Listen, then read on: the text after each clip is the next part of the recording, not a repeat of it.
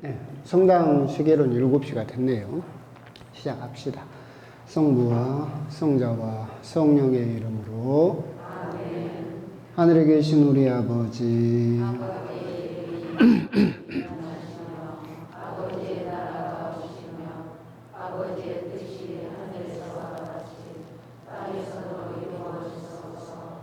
오늘 저희에게 일용할 양식을 주시고 저희에게 잘못한 일을 저희가 용서하오니 저희 죄를 용서하시고 저희를 유혹에 빠지지 않게 하시고 악에서 구하소서.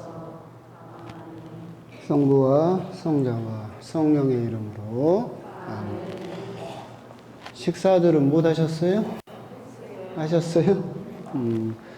7시 시간이 또 애매하고 해서 막 숨차가지고 오시는 모습을 보고, 그래도 뭐 제가 또 시간을 앞당기거나 더 늦출 수도 없고 또 양해해 주셨으면 좋겠고, 또 안타깝지만 또 계속 하기로 해가지고 본당 신부 얼굴 때문에 찍힐까봐 어쩔 수 없이 나오시던 분들은 4주를 더 나오셔야 될 것 같다라는 그런 생각도 들고, 오늘은 이제 루카복음 4장 이제 나갑니다. 이제 말씀 드린 바와 같이 이제 예수님의 본격적인 말씀이 이제 4장부터 등장을 하게 되죠.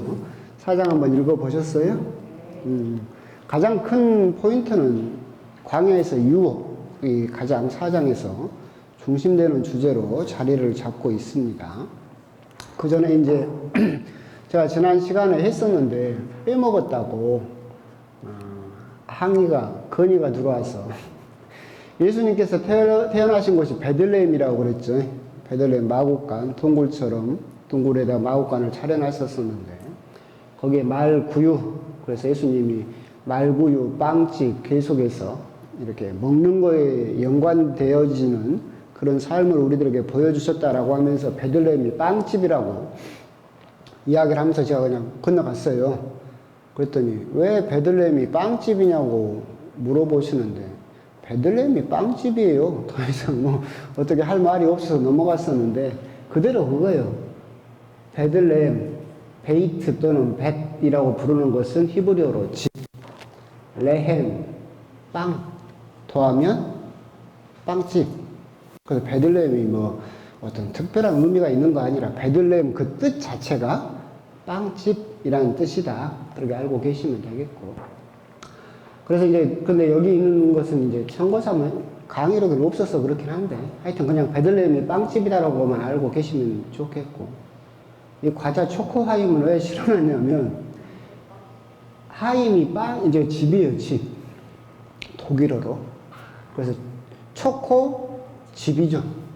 그러니까 빵집하고 비슷해서 과자 이름 여러분 모르고 넘어갔었는데, 옛날에 초코하임, 뭐 화이트 하임 할 때 하임도 집. 그래서 그렇게 뭐 빵집, 초코집 이런 식으로 그런 의미는 쓰이고 있었다라고 하는 것이고, 알고 계시면 좋겠고, 그 다음에 이걸 어떻게 읽는지를 제가 안 가르쳐 줬다라고 그래가지고 PX가 아니라 XP 그렇게 읽는 게 맞냐라고 했는데, 읽는 방법은 키로예요. 키로. 이게 그리스도스, 그리스도의 앞 글자 두 자죠. 근데 그래서 이게 그리스도스인데 뜻은 읽기는 키로라고 읽지만 뜻은 그리스도예요. 근데 왜 이걸 키로라고 읽어요? 물어보면 그냥 키로예요. 키로. 그러니까 이건 우리는 영어는 A, B, C, D 글잖아요. 근데 이건 그리스어인데 알파, 베타, 감마, 델타, 엡실론, 제타, 에타, 트에타 이렇게 나가요. 알파벳이. 그러니까 요즘은 여러분도 이거 익숙할걸요? 코로나 때문에 델타 변이, 제일 처음에 나온 게 알파 변이, 베타 변이, 그러다가 델타 변이, 그러다가 또 람다 변이. 그게 그리스에서 다 나온 말이거든요. 근데 거기 그리스 알파벳에서 이 X자로 생긴 것을 그냥 키라고 읽었어요. 이렇게 갈고리로 쓰는데 이걸 로. 그래서 키로. 영어 A, B, C 읽듯이 우리가 X, P 읽듯이 그리스로 읽으면 키로라고 읽으시면 되고 뜻은 그리스도라고 알고 계시면 되겠습니다.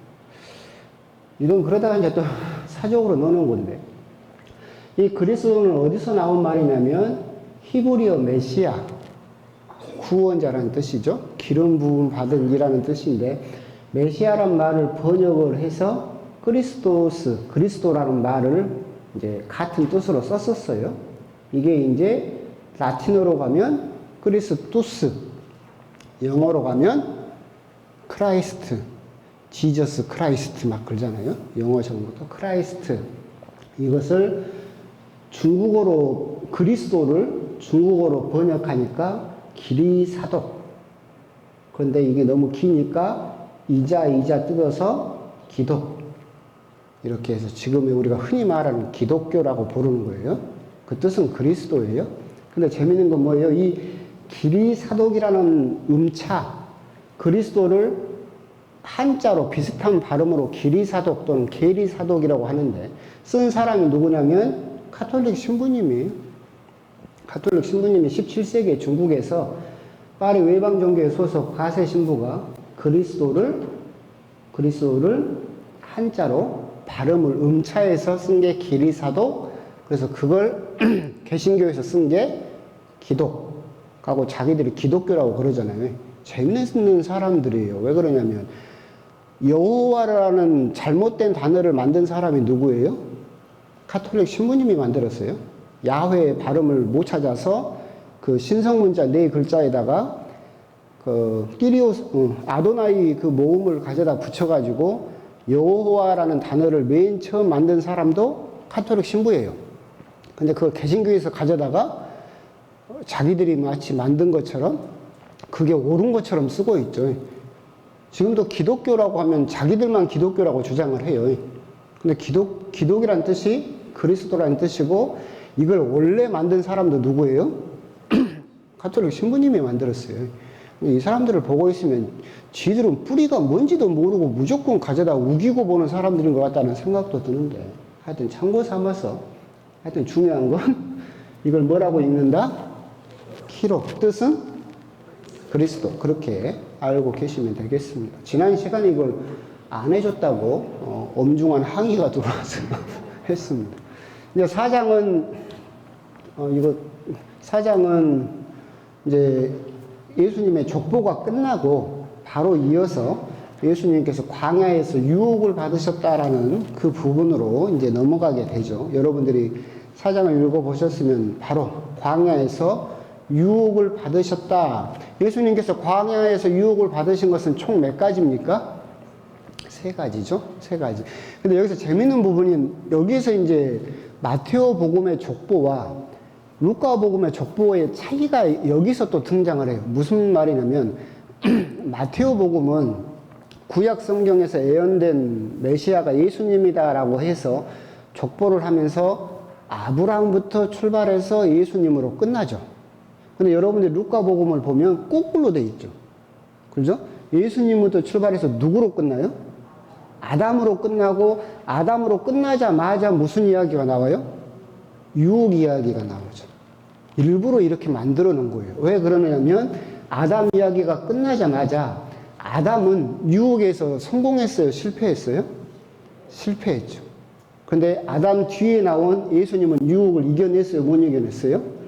이겨냈다는 거죠. 그렇게 바로 이어져 있는, 그렇기 때문에 루카복음의 족보를 뒤집어서 이야기를 했다라고 생각을 하시면 되겠고, 근데 루카복음은 아주 분명하게 아담과 새로운 그 아담이 지은 죄를 풀어내시는 예수님을 극명하게 이렇게 대조시키기 위해서 그렇게 돼 있는데, 아담은 다 가졌었죠.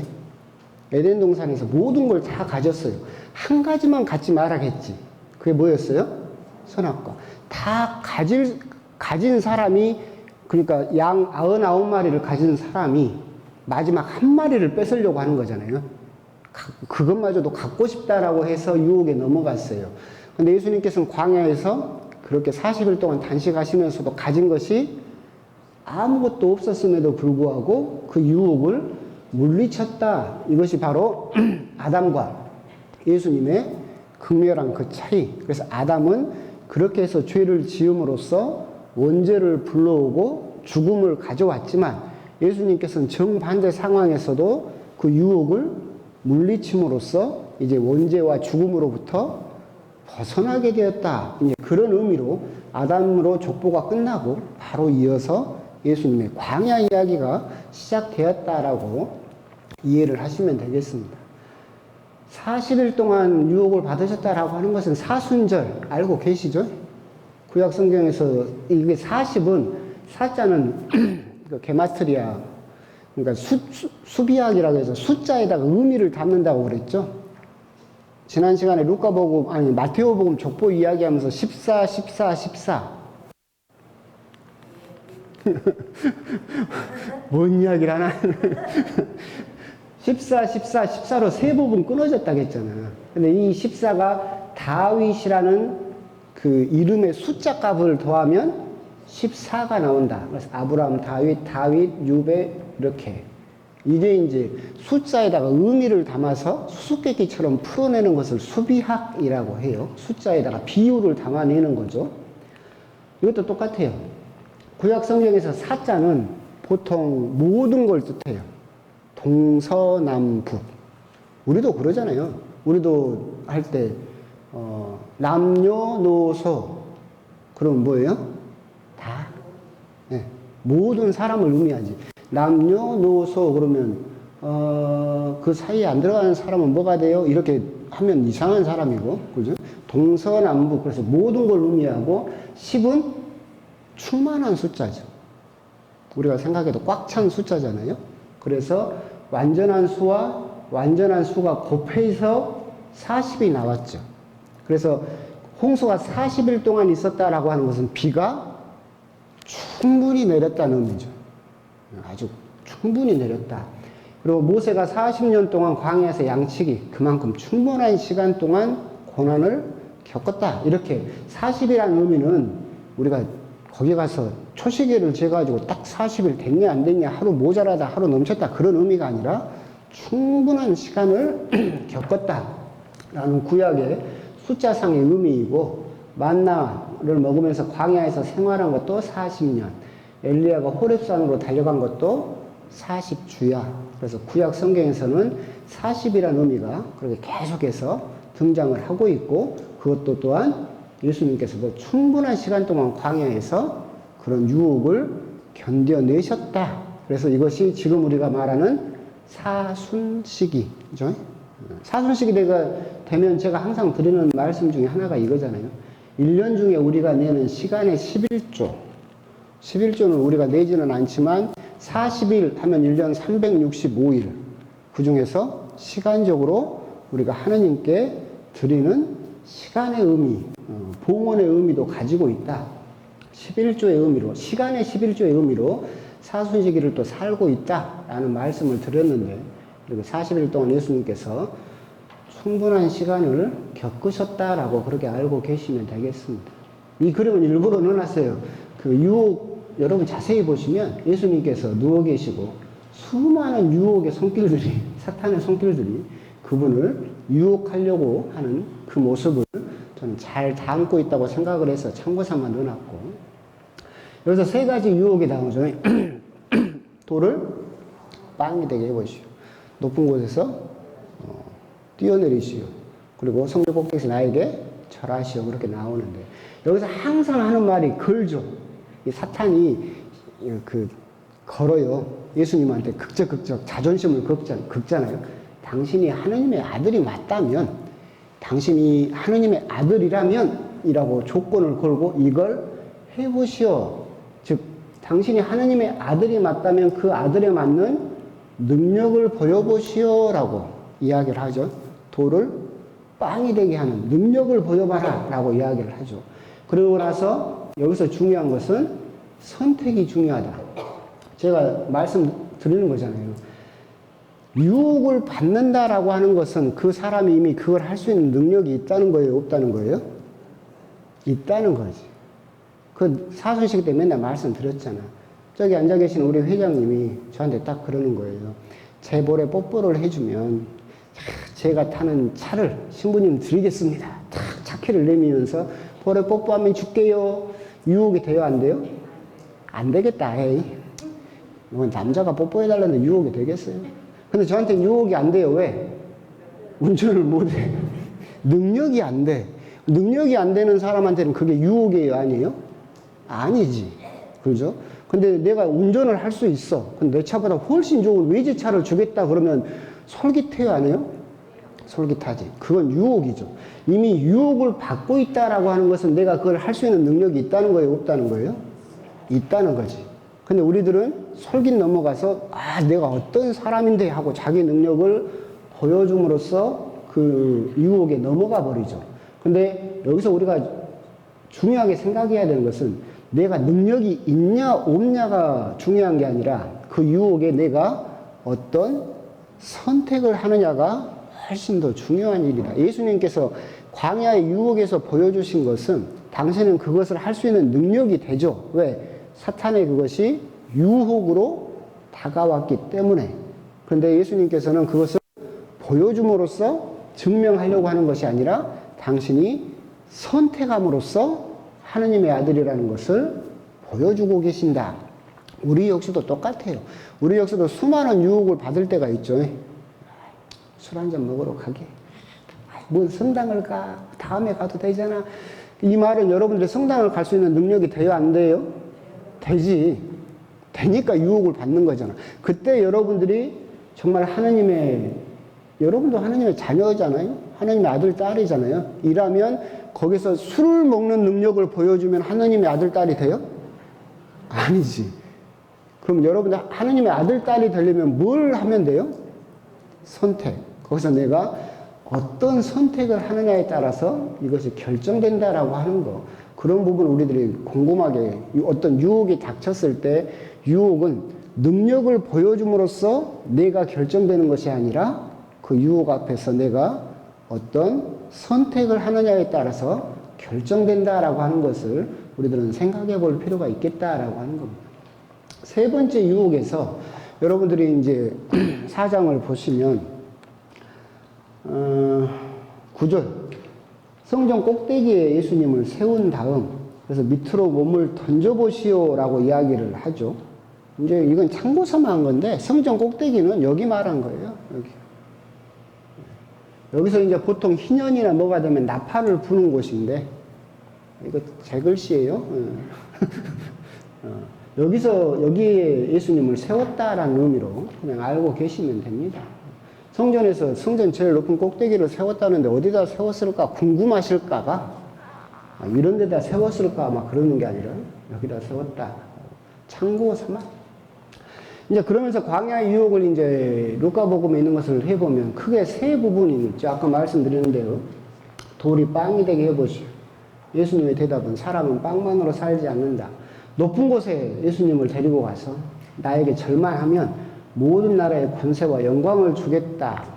하느님 그분만을 섬기라고 하셨다. 여기서 성전 꼭대기에서 몸을 던져봐라. 그러면 내가 너에게 뭐 다 주겠다.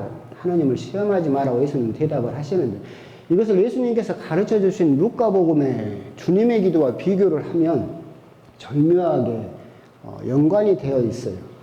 돌이 빵이 되게 해보시오는 오늘 저에게 일용할 양식을 주시고 모든 나라의 권세와 영광을 주겠다라고 하는 것은 아버지의 이름을 거룩히 드러내시며 아버지의 나라가 오게 하소서라는 부분이고 몸을 던져보시오. 하느님을 시험하지 마라라는 이것은 유혹에 빠지지 않게 하소서라는 즉 광야에서 예수님께서 받으셨던 그 유혹과 그 대답이 예수님께서 가르쳐 주신 주님의 기도에서 다시 되풀이되고 있다. 이 말은 무슨 말이냐면 주님의 기도를 바칠 때 우리도 사탄의 유혹을 받으셨던 예수님이 하셨던 그 대답을 우리도 하고 있다라고 하는 거죠. 루카복음은 주님의 기도가 더 짧아요.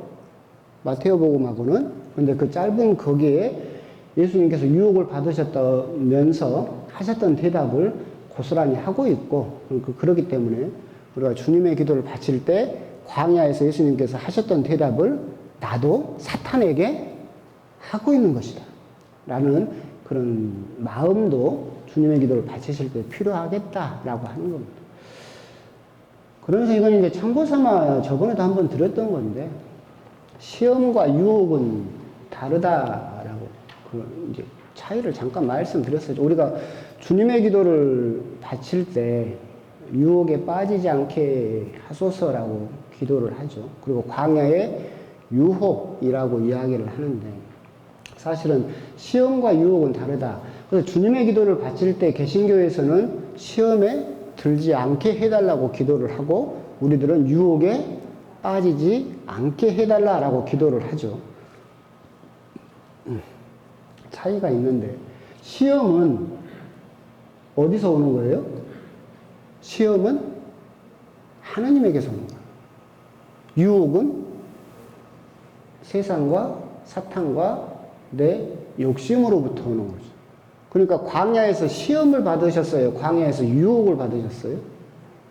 유혹을 받으셨지. 누구한테서 왔어요? 사탄에게서 온 거지. 그런데 우리가 시험에 들지 않게 하시고라고 기도를 하게 되면 하느님에게 일하지 말라는 이야기죠. 하느님 우리를 시험하실 수 있어요. 욥기에서도 욥을 시험하셨죠. 그렇죠? 예언자들도 시험하셨고, 하느님께서는 그 사람이 정말 올바른 믿음을 가지고 있는 건지 그것을 시험하실 수 있죠.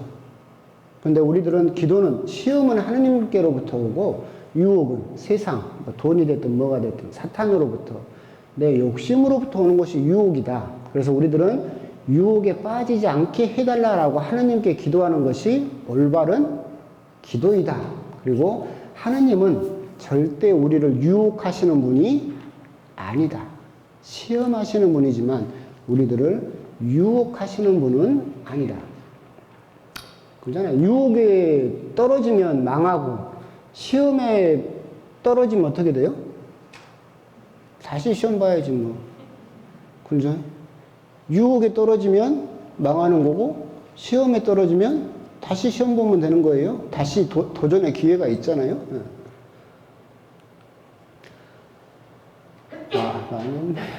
그러면서 우리가 또 이제 오늘 광야에서 유혹에서도 또 이야기가 사장의 대부분을 차지하기 때문에 또 생각해 볼 필요가 있는 게, 악마가 성경을 인용하고 있죠.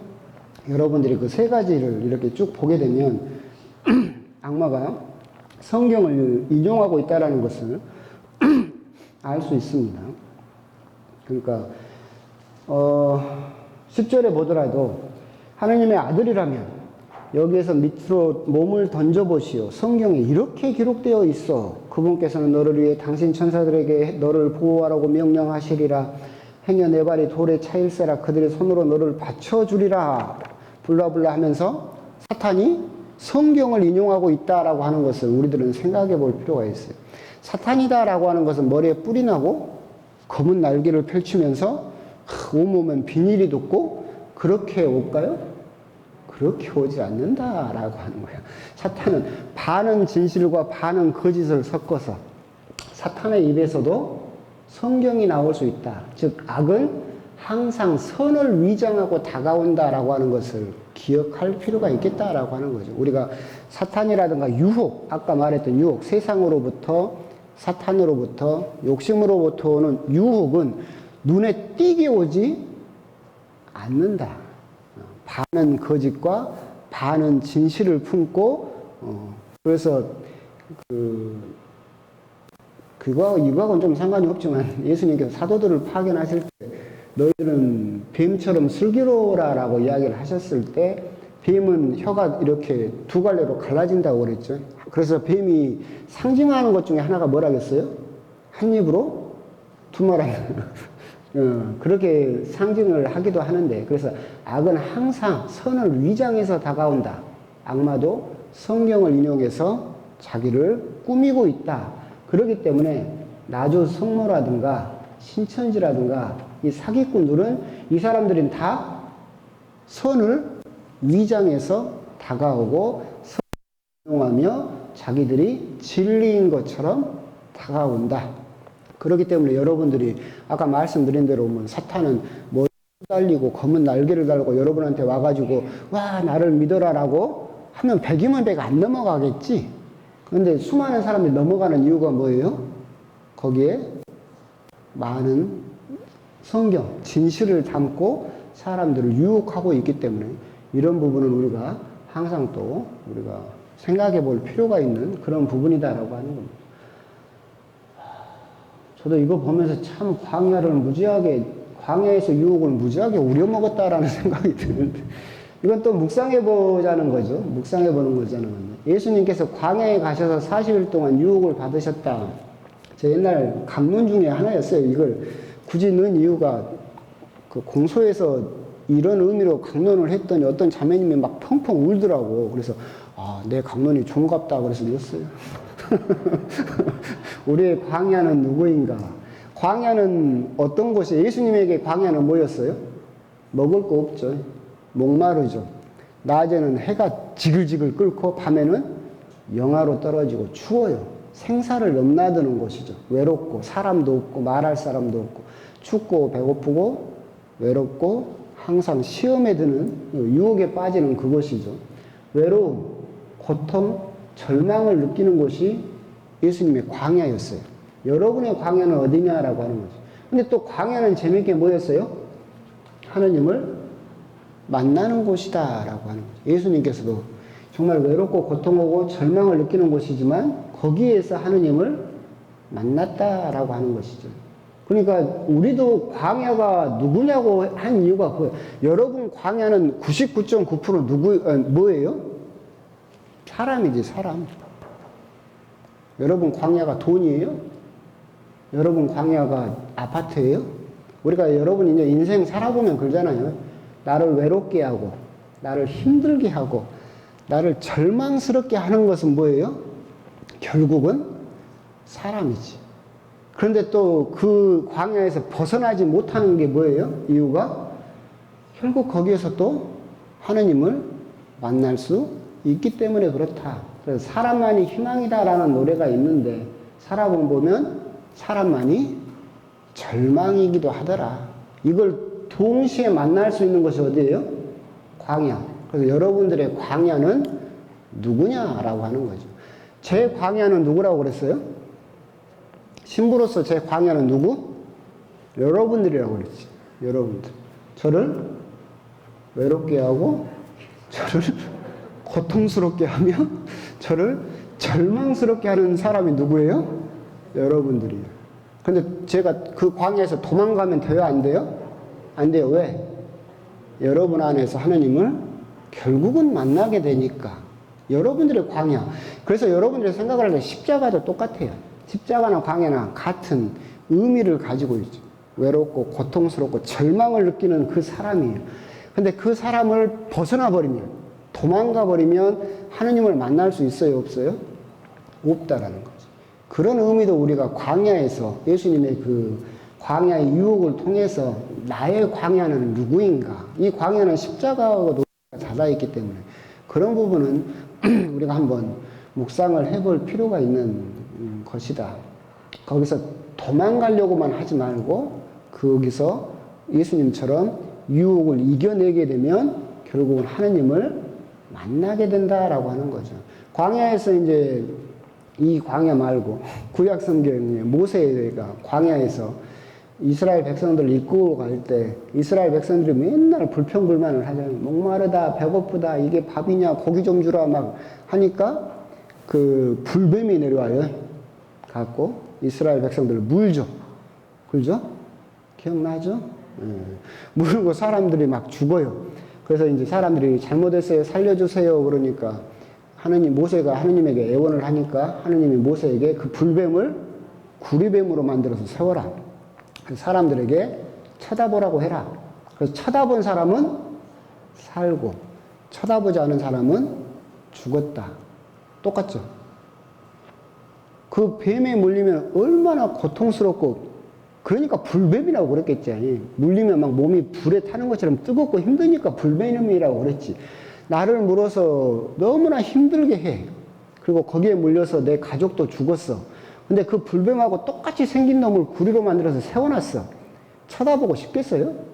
징글징글해서 쳐다보기 싫지. 근데 그걸 바라본 사람은 어떻게 됐어요? 살았지. 근데 징글징글하다고 이 광야에서 도망쳐버린 사람, 이걸 안 쳐다본 사람은 어떻게 됐어요? 죽었다. 결국은 구약 성경에서부터 계속해서 우리들에게 하고 있는 이야기는 그거예요. 거기에서 도망가지 마라. 거기에서 닥치는 유혹을 예수님을 본받아서 너희들이 이겨내게 되면 결국은 거기에서 하느님을 만날 수 있다라고 하는 것이 광야에서 유혹을 통해서 또 우리들에게 주시는 의미이지 않을까 그런 생각을 합니다. 그러면서 이제 광야 유혹이 이제 다 이제 끝납니다. 끝나면서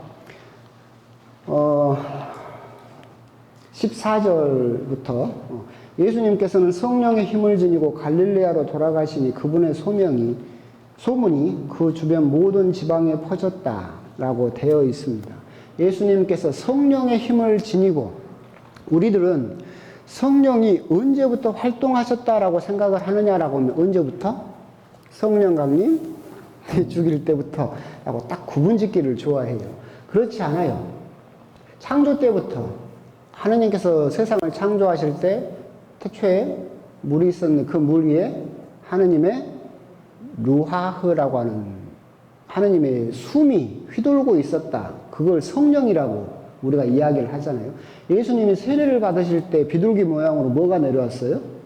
성령이 내려오셨죠. 결국은 예수님께서 활동하실 때부터가 아니라 때나 창조 때부터 쭉 삼위일체 하느님은 함께하고 계셨어요.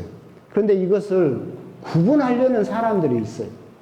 그래서 구약 성경은 성부의 시대, 신약 성경은 성자의 시대, 그리고 지금은 무슨 시대? 성령의 시대, 여성 시대. 한 50년만 지나면 여성 시대가 맞을 것 같긴 해요. 남자들의 쓰잘데기가 없어져서. 근데 하여튼 이렇게 굳이 세대를 구약은 성부의 시대, 신약은 성자의 시대, 지금은 성령의 시대로 이렇게 딱딱 구분하려고 하는 것들이 이단들의 주장이에요. 아까 사탄도 뭘 인용한다고 했어요? 성경을 인용한다고 그러죠. 그래서 이것은 삼위일체예요? 아니면 세 명의 신이에요? 세 명의 신이지. 이걸 주장하는 사람들이 엄청 많아요. 이만희도 그렇고 안상홍의 하나님의 교회도 그렇고. 그러니까 여러분들이 우리 어머니도 오늘 어디 가셔가지고 만났다고 하는데 젊은 사람들이 와가지고 뭐 6월절이 어쩌고 저쩌고 초막절을 지켜야 된다고 막 하는 사람들은 안상홍의 하나님의 교회예요. 그러니까 그런 수많은 이단들이 다 이런 식으로 해석을 해요. 근데 우리들은 이렇게 믿으면 안 되죠. 예수님께서 성령의 힘을 지니고 세례 때도 성령을 받으셨고 성부와 성자와 성령은 모든 시대에 함께하고 계신다라고 하는 삼위일체의 믿음을 가지고 있어야 된다라고 하는 겁니다. 즉 여기에서 이제 등장하는 게 이거예요. 성부 시대, 성자 시대, 성령의 시대를 왜 그걸 굳이 구분하느냐? 이걸 구분한 것도 카톨릭이에요. 우리 개신교는 지들 힘으로 한 게 별로 없어요. 이렇게 구분한 것도 결국은 카톨릭의 이단에서 나온 이야기인데 이걸 왜 그렇게 구분하느냐 그러면 이 말을 하고 싶기 때문에 그래요. 무슨 말이냐면 이건 신천지가 이야기하는 시대별 목자예요. 그러니까 이렇게 딱딱 시대별로 목자가 있었다. 맨 처음에 하느님께서 목자로 누구를 보냈어요? 이건 제 말이 아니에요. 이만희 말이에요. 근데 아담이 선악과를 따먹어서 실패했지. 그래서 그 다음으로 누구를 보냈어요? 노아를 보냈어요. 근데 노아가 홍수나고 막 했는데 나중에 술 먹고 취해가지고 옷 벗고 들어 누워가지고 아들들한테 벗은 몸을 보이고 실패를 했어요. 그래서 하나님이 이제 누구를 보냈어요? 아브라함을 보냈어요. 근데 아브라함도 가나안 땅으로 들어갔으면 못 들어갔어요? 못 들어갔어요. 실패했어. 그래서 모세를 보냈지. 근데 모세도 열심히 이끌었지만 가나안 땅에 들어갔어요? 못 들어갔어요? 못 들어갔지. 실패했어. 그래서 이번에 누구를 보냈어요? 예수님을 보냈어. 근데 예수님이 십자가에서 죽어버렸네. 그래서 이 예수님이 실패하니까 누가 왔어요? 내가 왔어요. 이렇게 되는 거예요. 성자의 시대 예수님이 실패하니까 성령의 시대가 되니까 성령의 시대에 누가 왔어요? 내가 왔어요. 이 구도가 다 똑같아요. JMS, 문선명, 안상홍, 전도관, 이만희, 이슬람도 똑같이 다 이 구도로 되어 있어요. 그래서 이 사람들은 철저하게 예수님이 뭐 한 사람이에요? 실패했다고 보는 거예요. 그렇지. 예수님이 실패를 해야 자기가 주인공 될 거 아니야. 근데 이렇게 아까 말한 시대를 구분하는 거, 이것을 왜 그렇게 그럴듯하잖아. 구약은 성부 시대, 신약은 성자 시대, 지금은 성령의 시대. 말이 그럴듯해요. 근데 그렇게 하는 이유가 뭐예요? 누구? 나. 여기 나오잖아요. 신천지 찬송가요. 뭐 구원이 선생님께 있네 어쩌고 저쩌고 촉촉촉촉 예수님이 그에게 맡기셨대. 예수님이 그에게 맡겼어. 그러니까 하느님이 예수님에게 줬는데 예수님이 실패했지. 그래서 예수님이 누구한테 줬어요? 자기한테 줬지. 근데 여기가 나오잖아. 우리는 믿네 다시 오신 성령. 이 성령이 누구라는 거예요? 나. 이렇게 이 구도로 되어 있는 거예요. 그러니까 우리가 여기에서 넘어가면 안 되는 게 아까 말씀드린 뭐예요? 삼위일체. 성부와 성자와 성령의 시대가 따로 있는 것이 아니라 그분들은 창조 때부터 지금까지 항상 함께하고 계시고 예수님이 실패했다 안 했다? 안 했다. 그런 말은 전혀 되지 않는다. 그래서 여러분들 생각하시면 JMS나 문선명이나 안상홍이나 이만이나 전도관이나 이슬람이나 삼위일체를 인정할까요? 안 할까요? 안 하죠. 한다고 이 사람은 말을 해요. 왜? 그렇게 말 안 하면 좀 이단이라고 금세 드러나 버리니까. 그래서 자기들도 삼위일체를 인정하는 것처럼 말하지만 전혀 인정하지 않고 있다. 그렇기 때문에 우리는 역시도 삼위일체, 성부와 성자와 성령의 이름으로 아멘이라고 하는 삼위일체의 믿음이 그냥 건성으로 있는 것이 아니다. 그 틈을 사탄도 성경을 인용했듯이 그 틈을 비집고 들어와서 자기가 성령인 것처럼 그렇게 하고 있는 것이 지금의 이단들의 공통적인 모습이다. 이런 것들은 우리가 구분할 필요가 있을 겁니다. 뒤에 가면 또 신천지 많아요. 이야기가 계속 나와요. 그 다음에 이제 19절을 보시면 예수님께서 회당에 들어가셔서 희년을 선포하시다라고 되어 있죠. 지금이 무슨 희년이에요? 지금 희년이에요. 무슨 희년? 네, 김대건 신부님 탄생 200주년? 그 희년이에요. 그래서 은혜로운 해, 희년을 선포하셨다라고 하는데 희년이 이 희자예요. 기쁠 희자인데 이 한자에서 이거 있잖아요. 띡 이렇게 돼 있는 거. 하품하지 말고 띡 이렇게 돼 있는 부수 있죠. 이 부수는 신령스러운 데만 다 붙어요. 조상, 신, 그죠? 그래서 기쁠 희자 옆에다가 신령스러운 것을 의미하는 이 부수를 붙이세요. 보통 이 부수를 해석할 때 하늘과 땅과 뭐 이렇게 사람과 이렇게 그렇게 해석을 하는데 하여튼 한자에서 이 부수가 붙어 있는 것은 굉장히 신적인 것을 의미할 때 이 부수가 붙어요. 그래서 기쁠 희자 옆에 신령스러운 신성의 의미를 담은 이 부수를 붙여서 희년, 그냥 기쁨의 해, 은혜로운 해라고 돼 있죠. 이제 레이기는 이렇게 돼 있어요. 안식년을 7번 세고 그리고 또 7번 그래서 77에 49 7번 끝나면 50년 때 희년을 세라 이렇게 기쁨의 축제를 레이기에서 선포를 했는데 이것을 예수님께서 지금 바로 이 자리에서 이루어졌다라고 하시면서 그 기쁨의 희년이 이제 어디서부터 이루어졌다? 여기에서 나로부터 이루어졌다라고 하는 거죠. 이때 희년이 되면 하는 일이 뭐냐면 빚을 탕감받고 잃어버렸던 돈이 없어서 돈 많은 사람에게 뺏겼던 자기 땅을 다시 되찾고 그래서 돈이 없어서 다른 사람 부자의 노예로 들어갔었다면 노예에서 해방된다. 자기의 원래 모습으로 되돌아가게 된다. 그것이 희년이죠. 근데 예수님께서 이 자리에서 희년을 선포하셨다라고 하는 것은 여러분들이 죄를 지어서 지고 있던 그 빚을 탕감받고 여러분들이 잃어버렸던 영원한 생명을 다시 되찾으며 여러분들이 죄의 노예의 신분에서 이제 해방된다. 아담으로 인해서 잃었던 그 신분을 이제 다시 되찾는다. 그 희년이 이제 왔다. 바로 이 자리에서 이루어진다라고 하는 것을 예수님께서 선포하셨다. 그것이 예수님께서 광야에서 유혹을 받으신 다음에 처음으로 세상에 나와서 사탄에게 하는 말 말고 세상 사람들을 향해서 하신 첫 번째 말씀이다. 이것을 그래서 이제 어떻게 이야기를 하면 생각하시면 되냐면 우리가 대통령 되잖아요. 대통령 되면 막 사람들 모아놓고 촥 선서하죠.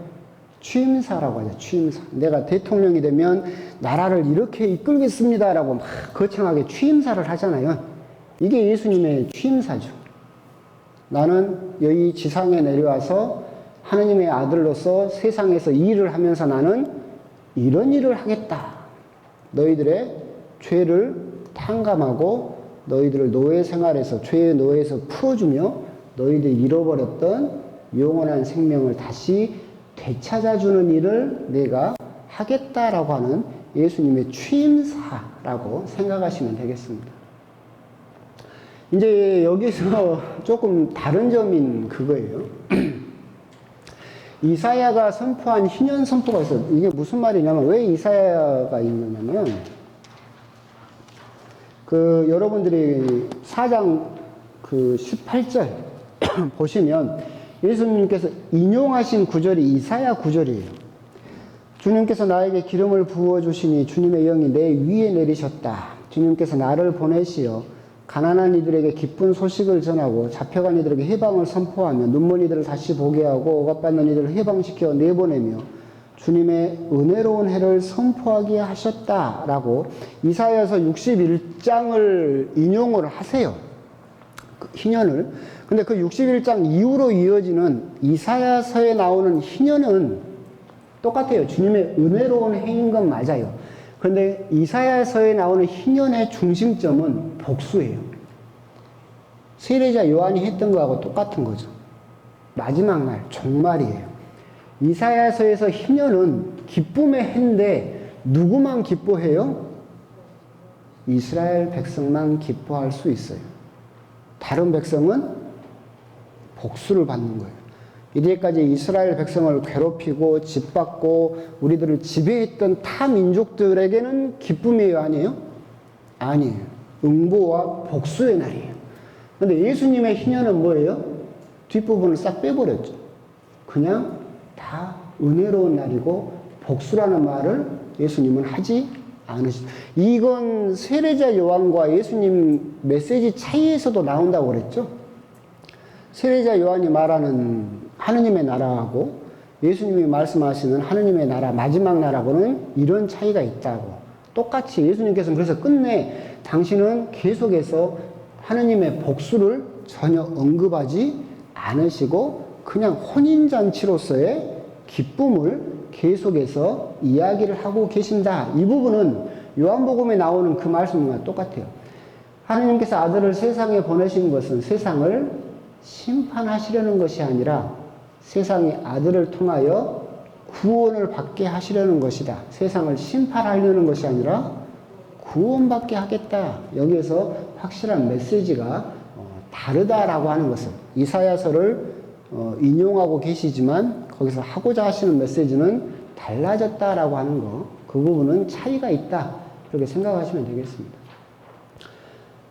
예수님의 취임사, 여기는 해버렸네요. 아까 했고. 그 말을 들은 나자렛 사람, 나자렛이면 예수님이 고향이죠. 고향 사람들의 배척이죠. 그러니까 예수님이 처음으로 등장하셨는데 처음으로 거절당해요. 배척을 받죠.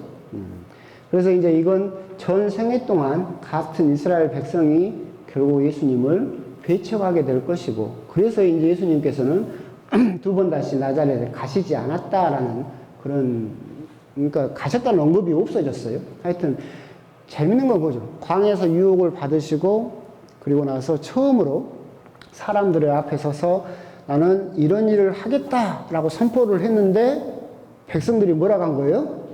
싫어! 싫어! 라고 해버린 거예요. 그러니까 이 싫어는 끝까지 예수님의 십자가 앞에 갈 때까지 계속해서 이루어지게 된다라고 하는 것을 우리들에게 은연중에 알려주고 있다. 그렇기 때문에 첫 거절이 예수님의 고향에서 이루어졌다라고 생각하시면 되겠습니다. 이게 이제 마지막이고, 사실은 뒷부분에 4장이 아직 안 끝났는데 제가 이걸 넣을까 말까 했는데 편집하면서 시몬의 장모가 치유받다 이런 부분은 제가 이걸 5장에다 넣어버렸더라고요. 그건 다음 주에 하죠 뭐. 여기까지만 하고 살했다고 하고 나만 이야기가 나옵니다. 이것은 이제 그 4장 31절부터 있는, 아니구나. 그렇게 배척을 받게 된 이유죠. 예수님께서 나자렛 사람들에게 배척을 받게 된 이유가 이제 이야기를 하고 계시죠. 25절부터 나오죠. 예언자도 자기 고향에서는 환영을 받지 못한다. 3년 6개월 동안 하늘이 닫혀서 온 땅에 기근이 들었던 엘리야 때 이스라엘에는 과부가 많이 있었는데 하느님께서는 시돈 지방 사렙다의 과부만을 구해주셨다. 그리고 엘리사 시대에도 이스라엘에는 나병 환자가 많이 있었는데 그들 가운데 그들은 다 안 고쳐주고 나아만만을 고쳐주셨다라고 이야기를 하시니까 나자렛 사람들이 성질나 버렸죠. 그러니까 예수님께서 희년을 선포하겠다 그러니까 와 좋았어요. 그런데 그 희년이 이스라엘 사람들은 어떤 희년을 원한 거예요? 이 희년을 원했어요. 그런데 예수님이 뭐라고 이야기를 해버린 거예요?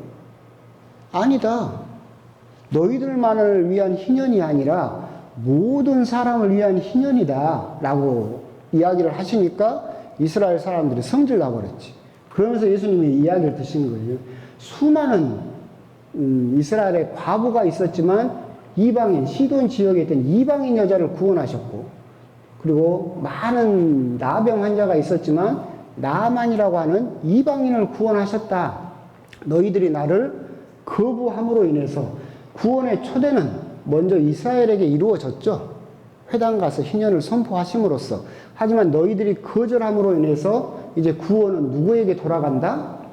이방인에게 돌아간다라고 하는 것을 또 표현하고 있다. 이건 루카복음이기 때문에 맨 앞에서부터 아주 강하게 언급이 되고 있는 부분이죠. 결국은 이것은 사도행전에서 나오는 것처럼 유다인들, 여러분의 멸망은 여러분의 책임입니다. 나에게는 잘못이 없습니다. 이제부터 나는 다른 민족들에게 갑니다. 라고 하는 사도 바울의 이야기가 먼저 예수님에게서 이루어졌다라고 하는 점, 그런 점들을 또 생각하시면 되겠고, 옆에 있는 지도는 시돈 지역이 여기 있다라고 그냥 해놓은 겁니다.